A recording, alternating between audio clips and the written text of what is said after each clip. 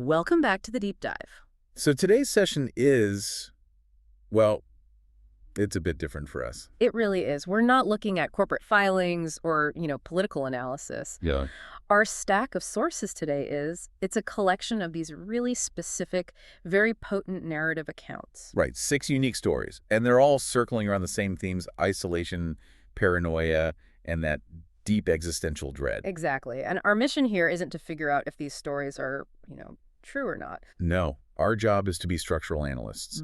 We're trying to move past the surface details to really extract the blueprint of modern anxiety. So we're synthesizing these common fears, these recurring themes. And the specific psychological techniques these accounts use to systematically dismantle a person's sense of reality and safety. Okay, let's unpack that. Because the central tension running through all 6 of these sources is the same. The environment itself becomes unreliable. Right. The physical world, your own memories, and this is crucial, your closest relationships. They're all turned into instruments of this pervasive threat. Our goal is to structure and understand how these narratives make that internal collapse happen. So where do we start?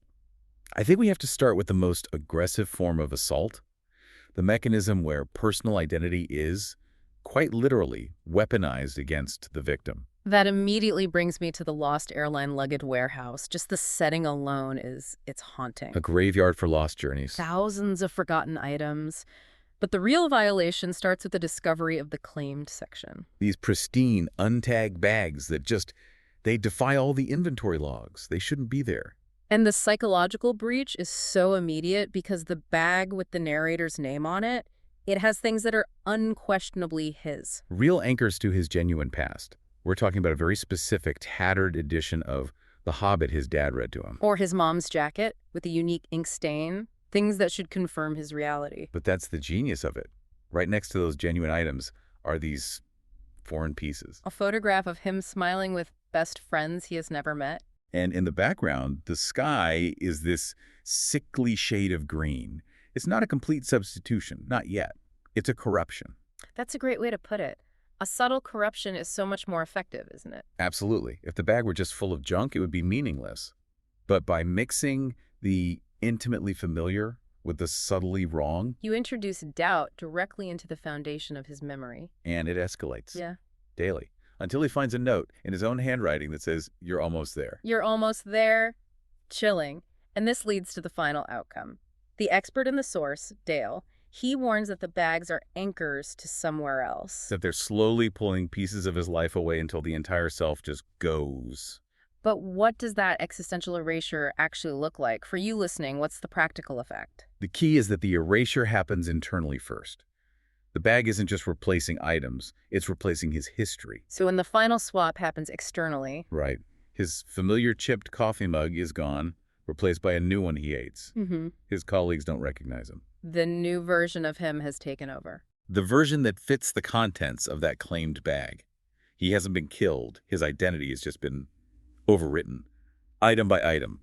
It's the ultimate bureaucratic horror. A total shattering of the self. Wow. Okay, but then we see a different kind of identity weaponization in the Mackie the Fox mascot story. Yes, this one centers more on transgression and guilt. You have a struggling single father who steals this Mega Mackie Deluxe toy for his son Danny. He's just trying to fulfill a promise. The narrative pivot here is brilliant. The crime itself is so mundane. It's driven by love and desperation. But the consequence is cosmic. It is. The mascot, or something wearing its image, appears outside the warehouse almost instantly. And it starts tracking him. And places it as no business being. The parking lot. A stoplight. And that's where the source material highlights this terrifying shift. It stops looking like a person in a suit. The father sees Mackie's limbs twitching and spasming, these sharp, non-human motions before it drops to all fours. And just accelerates into a full, horrifying gallop toward his car. That detail is designed for one purpose. To signal absolute inhuman malice. And that's our cue. This isn't a security guard. It's not a stalker. This entity is tied not to the toy, but to the moral violation. It's responding to the act of transgression. Exactly. The father seems to recognize this. He returns the toy, apologizing to the stationary mascot suits in the warehouse. He's acknowledging his guilt to the entity itself. So why does the entity accept the apology? Does that mean it's sentient?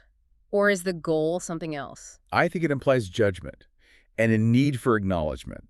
but maybe not forgiveness. Because the resolution is so unsettling. It's too perfect. The next morning, Danny doesn't just have the stolen toy back. He has a full set of Mega Mackie toys, all unboxed, mysteriously gifted. The entity substitutes the stolen object with this. Perfect, over-the-top compensation. So for you, the learner, the takeaway is that the menace was after the spiritual debt. It forced a moral reckoning, proving it's sentient and judgmental, not just predatory. Okay, so if the self can be stolen like luggage, or judged for a single moral lapse, the next question has to be, who can you trust? And that brings us perfectly into our second major theme, the anxiety of the substitute. That terrifying feeling that someone or something you trust is a perfect but subtly wrong copy. We can map this first onto the most intimate relationship, the wife-doppelganger paranoia narrative. The dread here begins so slowly. The narrator notices his wife, Laura, losing her meticulousness. Right, she starts zoning out, giving him what the source calls a tight smile. And the dread just intensifies until it becomes this direct psychological battle. He wakes up to find her just staring at him, expressionless. And she says, "I'm waiting for the real you." So chilling. What makes this narrative so effective, though, is the ambiguity. You mean how they both become convinced the other one is the imposter? Precisely. The narrator finds evidence of her distress. Scribbled notes like, "Ask questions, wait until he slips." Check the reflection again. And her search history. Doppelganger. Signs of possession. She is desperately trying to figure out the truth. And from her perspective, he's the prime suspect. It's the ultimate role reversal. It forces you, the listener, to question the narrator's reliability from the very beginning. And then Laura confronts him, using a line from her own journal against him. "He looked like my husband, but something about him was wrong. Like he was pretending to be human." And that mutual suspicion is just corrosive. But the final piece of evidence is the most unnerving because it's internal. The narrator looks in the mirror and confirms that his own smile didn't look right. It felt too wide. And whether that change is real or purely psychological, it doesn't matter. The substitution has achieved its goal, the complete mutual internal collapse of trust and identity. So if the spousal bond can be compromised, the story of the two Maxes applies that same structural dread to, well, to man's best friend. A dog represents unconditional love, immediate emotional truth. The vulnerability is absolute. The story begins with him hearing scratching outside, and he sees an identical dog Max through the window. While the real Max is asleep inside. But here's the key. The real Max isn't just asleep. He's paralyzed with fear. Trembling. Wait, so the real Max is fear. That's the tell. It's the narrator's proxy for action. The real Max, the genuine anchor, is completely silenced by this abject, instinctual terror. It communicates the threat more effectively than any human could. And the behavioral cues are so important. The outside Max's movements are mechanical, stiff. Synthetic. The opposite of a real dog. And then the breaking point. Hearing a distorted voice calling Max's name from outside. Like an imitation that's trying too hard to sound human. Yes.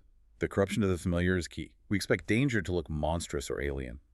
But when you apply this subtle wrongness to something so beloved, the dread is so much deeper. So when the narrator finds that final impossible image, Two identical Maxes, standing side by side. one growling with these shimmering unnatural eyes, the other just whimpering. The alien world hasn't just invaded the home. It has violated the purest relationship within it. For your structural analysis, the terror here is in the unconditional betrayal. Which sets the stage perfectly for our final theme, the architecture of the trap. Right, these are the narratives where isolation and the physical location itself become the containment field. Forcing the victim to rely only on their own compromised perception. We can start with the Arctic Heart, which is all about vast cosmic dread. The setting itself, a research station 2 kilometers deep in the ice, strips away all external support. And the discovery is almost biblical in scale. This impossibly dense block of ice with a massive black pulsating heart inside. The size of a basketball. It's organic, but it has no DNA, no heat signature. It violates every known law of science. The failure of science is central to this. Equipment fails. The lab temperature plummets. And the entire team starts having identical dreams of a vast, pulsating shadow beneath the ice. Their attempt to escape or control it, incinerating the heart at 1500 degrees, it fails catastrophically. The heart just reappears, vibrant crimson, having shattered its steel container. The menace is completely outside their capacity to understand or destroy. But the true horror is the reveal at the end. A fissure splits the lab, the heart falls in, and then this low, resonant sound rumbles from the void. The heart was only a beacon. A beacon for some colossal entity beneath the ice. It makes them feel like ants digging into a mountain. Now compare that cosmic scale to the terrifyingly mundane trap of the endless mall. The anxiety shifts from the ancient to the contemporary. The fear of simulation, of consumption. The atmosphere is key here. Stale air, looping hallways, flickering lights, and that low, oppressive hum. And objective reality starts failing, fast. GPS and time on his phone just stop. Mannequins shift positions. And the advertisements have blurred faces, with one that looks eerily like him. The simulation is glitching. So he tries to escape, he runs outside. Only to find people moving stiffly, in a loop, like NPCs in a broken video game. The external world doesn't provide validation. It confirms his internal fear that reality is artificial. And the final transformation just solidifies the trap. He goes back inside, the walls feel soft, warm, pulsing like a heartbeat. And he wakes up at a food court table, realizing his hands are now smooth, plastic, like a mannequin's. He hasn't escaped them all. He's become a feature of it. He's part of the trap. And that leads to the most personalized containment, the apartment complex. The most distilled version. A total power outage, unnatural silence, but specific apartment lights are faintly glowing. The isolation amplifies the terror of the warnings he finds on the lobby message board. Leave now. Get out before dark.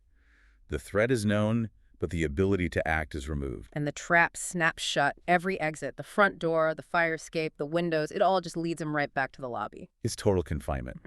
And waiting for him is the final confirmation of his failure. A new note in his own handwriting. Welcome back. Synthesizing these three traps, Arctic, mall, apartment, the pattern emerges.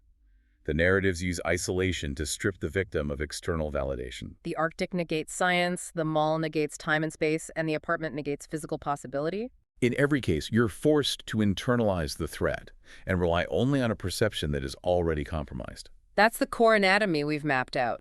These narratives don't rely on simple jump scares. No, they rely on the deepest modern anxieties. Yeah. The erasure of your personal history, the untrustworthiness of loved ones, and the horrifying sense that we're being contained by an awareness we can't understand. So this deep dive really shows that true horror isn't about the monster, it's about the sudden collapse of established order. And the knowledge you should take from this is recognizing that control, memory, and identity are supremely fragile. They can be easily swapped out for a facsimile. So if these narratives show that our memories can be rewritten, our loved ones replaced, and our reality can glitch at the edges, then we have to ask what that means for us today in a world saturated with digital information. if our past is stored in easily edited files and our identities are constantly being updated online, what personal or digital luggage are you carrying that might already be anchored to somewhere else? Something to think about the next time your phone updates and your favorite settings are subtly changed without your permission.